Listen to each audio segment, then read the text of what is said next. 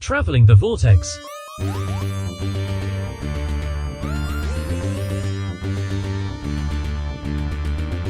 We're traveling the Vortex with the Fugitive Doctor, and we've landed at the prison station Punishment. And you think you know who you are, Doctor, but your past is full of dangerous secrets. Secrets the Division can't afford to let out.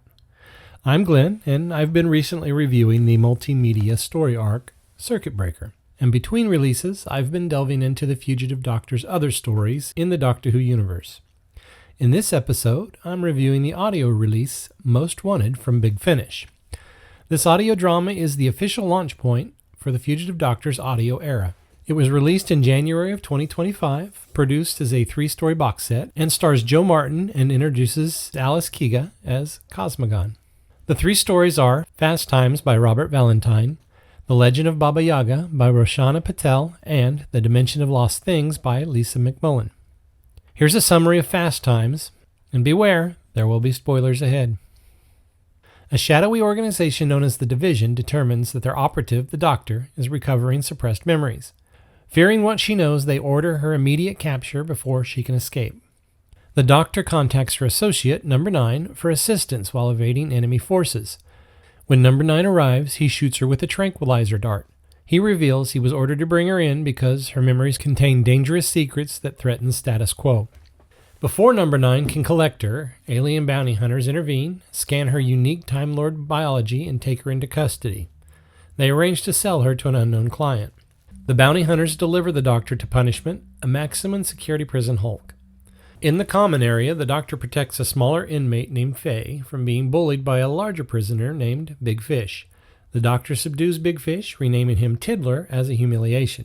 Faye thanks the Doctor and holds on to a small treasured toy named Xena. Later in the cells, Faye approaches the Doctor. Faye reveals she's already broken out of her own cell and urges the Doctor to join an escape plan.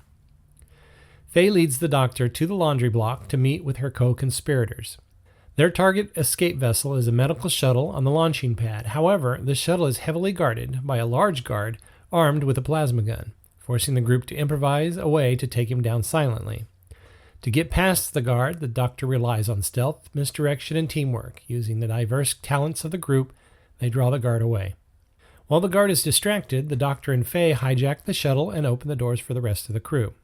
Just as the inmates take off from Punishment, a high-ranking, relentless Division agent named Cosmogon tracks the Doctor down. Cosmogon intercepts the stolen shuttle, determined to drag the Doctor back to Division to lock away her memories forever. During the escape and pursuit, the Doctor and Faye end up face-to-face with an even deadlier threat, the Daleks. The Daleks immediately recognize the Doctor as their archenemy and attack. However, because the Doctor's memories have been suppressed by Division, she has no idea who or what the Daleks are, making her first encounter with them a chaotic battle of wits. Using clever temporal maneuvers, the Doctor manages to trick the Daleks, evade Cosmogon, and secure safety for Faye and the other escaped inmates. Having permanently broken ties with Division, the Doctor flees into the Vortex. So Most Wanted Fast Times feels like the proper ignition point for the Fugitive Doctor's audio era. Sharp, character-forward, and packed with the kind of chaotic, high-stakes energy that suits this incarnation. It's not flawless, but it's promising. The opening betrayal lands with a real punch. The Division's paranoia, the Doctor's rising unease, and Number 9's sudden turn create a clean, compelling launch into this story's central tension. The bounty hunters add a welcome wrinkle, shifting the Doctor from Division's grasp to something more unpredictable. This is exactly the kind of narrative propulsion the Fugitive Doctor thrives on. Layered threats, shifting alliances, and the sense that she's always one step ahead, or one step away from disaster. Punishment itself is a vivid setting, and the inmate ensemble is surprisingly memorable. Each brings a distinct flavor, and the Doctor's interactions with them feel textured rather than perfunctory. Faye in particular is a standout, vulnerable without being passive, clever without being omniscient, and instantly compelling. And her toy Xena adds just the right emotional anchor. The breakout sequence is energetic and well-paced. The stealth and misdirection plan plays to this Doctor's strengths: improvisation, charisma, and tactical brilliance. The renaming of Big Fish to Tiddler is peak Fugitive Doctor, sharp, funny, and humiliating in a way that asserts dominance without cruelty. Cosmogon is a great addition to the Division mythos. She's not a chew-the-scenery villain, she's a believer. Her pursuit feels personal without being melodramatic, and she's clearly built for multi-story longevity. She's the kind of antagonist who forces the Doctor to confront her past rather than simply outrun it. The Dalek encounter is chaotic in the best way. Their instant recognition of the Doctor versus her total lack of recognition creates a tense, almost surreal dynamic. But yes, it does clash with the Adversary of the Daleks comic, where she claims she's never heard of them. The simplest explanation is Division's meddling, memory wipes, or selective suppression. It's not so much of a contradiction, so much as a breadcrumb trail towards a larger mystery. Still, it's worth noting for continuity watchers.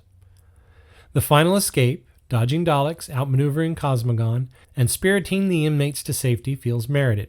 The Doctor's break from Division is decisive, emotional, and sets up a strong ongoing arc. She's not just running, she's choosing freedom. Fast Times is a strong foundation for the Fugitive Doctor's audio future.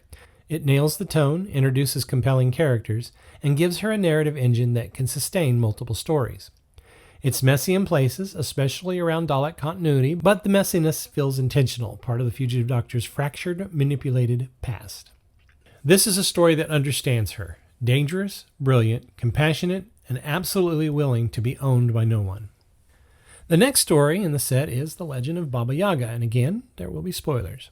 When the last candle in Vasilissa's home dies, her stepmother sends her into the woods on a cruel errand. Seek fire from Baba Yaga, and, with any luck, never return.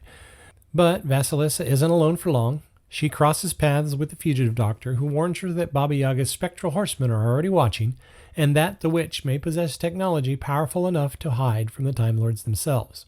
A storm breaks, a black horseman gives chase, and the Doctor and Vasilissa escape into the TARDIS. Then follow the White Horseman at dawn to Baba Yaga's bone-fenced domain, where the skulls of 11 fallen Time Lords glare from the posts. Inside the chicken-legged hut, Baba Yaga was already waiting, having already broken into the TARDIS and marveled at its impossible interior. The Doctor's hopes for cooperation with the witch crumble. Baba Yaga demands chores, sleeps through the work, and when the Doctor and Vasilissa ultimately accomplish a seemingly impossible task, Baba Yaga hands over a skull lamp filled with fire. But when Vasilissa brings the flame home, it ignites her stepmother and stepsister, punishment for sending her to die. The Doctor breaks the enchantment by unraveling belief itself, revealing that a psychic storm overhead has been manifesting folklore into reality. To save the region, the Doctor disrupts the storm's feedback loop and returns to Baba Yaga alone. She discovers the truth. The witch's hut is the shattered shell of a TARDIS caught in the storm, reshaped by centuries of human imagination. Restoring its systems strips away the myth and leaves only the woman beneath. The Doctor departs. Vasilissa, finally free of her fear and obligation, walks away from her old life and into the future she chooses for herself. The Legend of Baba Yaga is one of those Doctor Who stories that leans hard into folklore, and it absolutely thrives because of it. Drawing from Slavic myth gives the whole adventure a textured, icy fairy tale atmosphere, and it slots neatly into that long tradition of the Doctor brushing up against legendary figures. You can feel echoes of the 12th Doctor meeting Robin Hood, the dream logic of Last Christmas, and even the surreal literary mashups of The Mind Robber. It's a familiar structural trick, but it's a good one, and it works here because the story commits fully to the folklore lens. Jo Martin's Fugitive Doctor remains a force of nature, commanding, sharp, and effortlessly charismatic. She's the anchor of the episode. Sophie Schaad's Vasilissa, by contrast, feels underwritten. The character is central to the plot but doesn't quite pop, especially when placed beside the standout performance of Jacqueline King as Baba Yaga. King is phenomenal. She leans into the witch's menace with gusto, delivering a portrayal that's both theatrical and genuinely unsettling. The plot itself is engaging, even if the conclusion lands exactly where seasoned fans will expect. Doctor Who has a long history of revealing that magic is really misbehaving technology, and this story follows that tradition closely.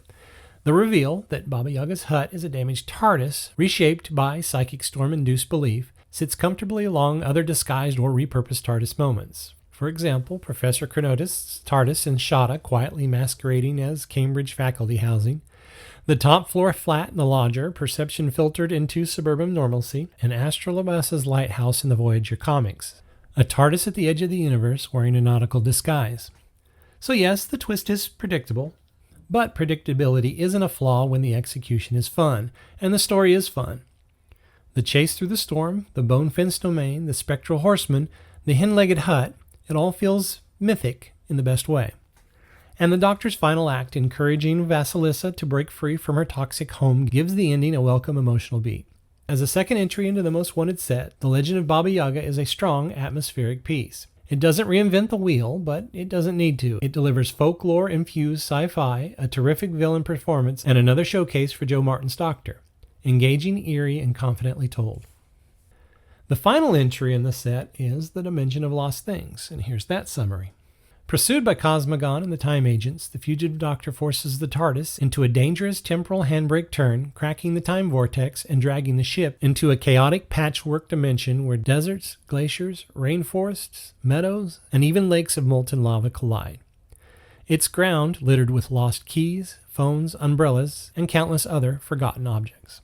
There, the Doctor meets Sandy Irvin, pulled from his climb on Mount Everest and convinced he's entered an afterlife.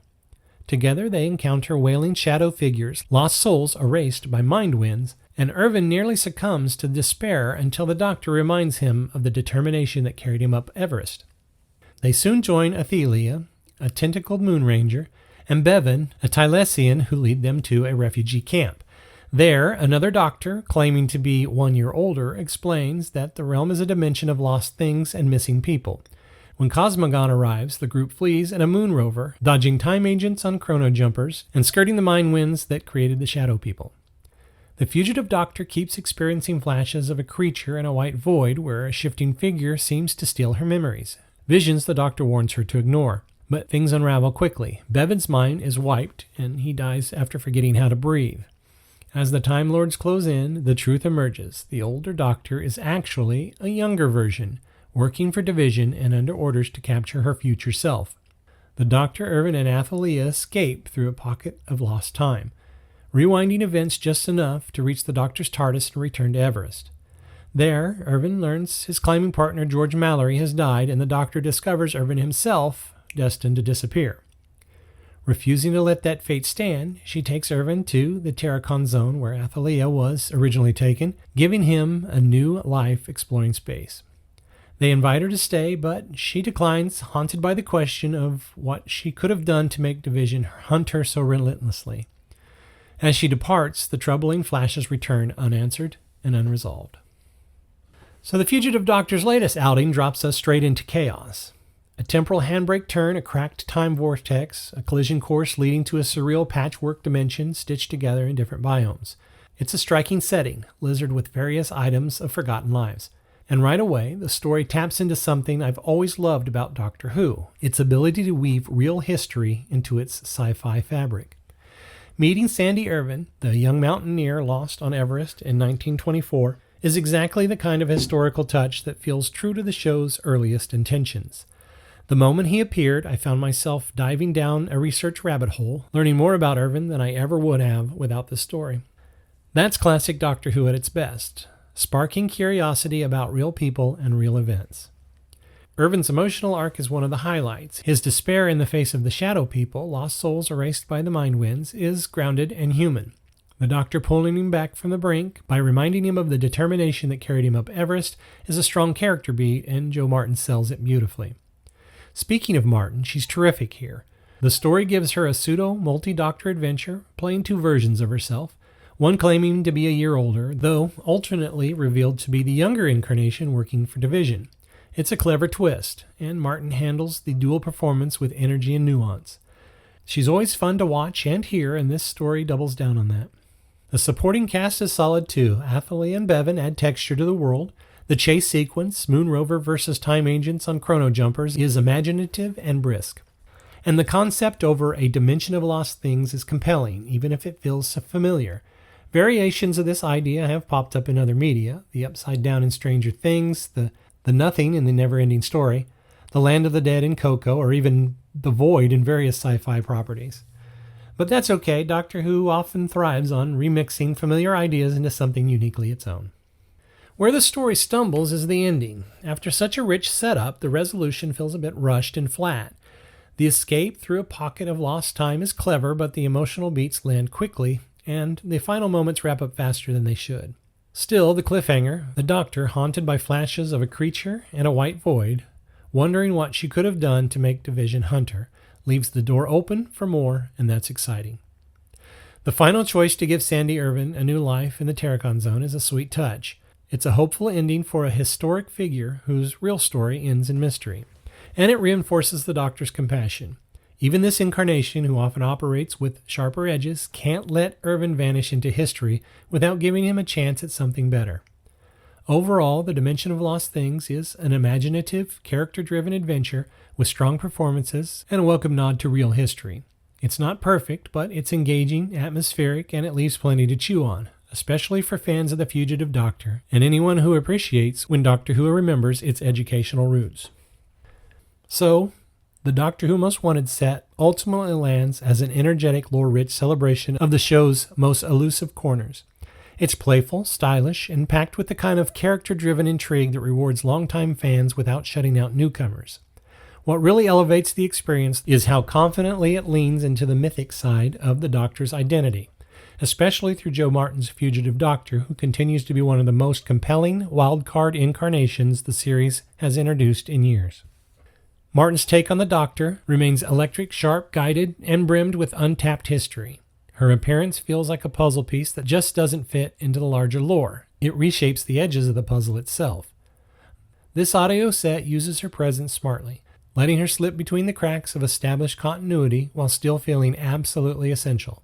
She's the kind of incarnation that makes you rethink what you thought you knew about the Doctor, and the set leans into that tension beautifully. Beyond her, the collection thrives on variety. Every story feels like a different flavor for the Doctor Who universe. As a whole, Most Wanted succeeds because it doesn't just revisit familiar territory, it reframes it. It reminds you that the Doctor's past is full of shadows, secrets, and alternate paths, and that exploring those spaces can be just as thrilling as any new regeneration. If this set is any indication, the Fugitive Doctor's story still has plenty of room to grow, and the wider Doctor Who universe is better for it. So if you've heard Big Finish's Most Wanted audio set, what did you think? Let us know in the comments down below. And of course, if you're not subscribed to this channel, please click that subscribe button. It does help elevate this channel. Until next time, I'm Glenn. Cheers!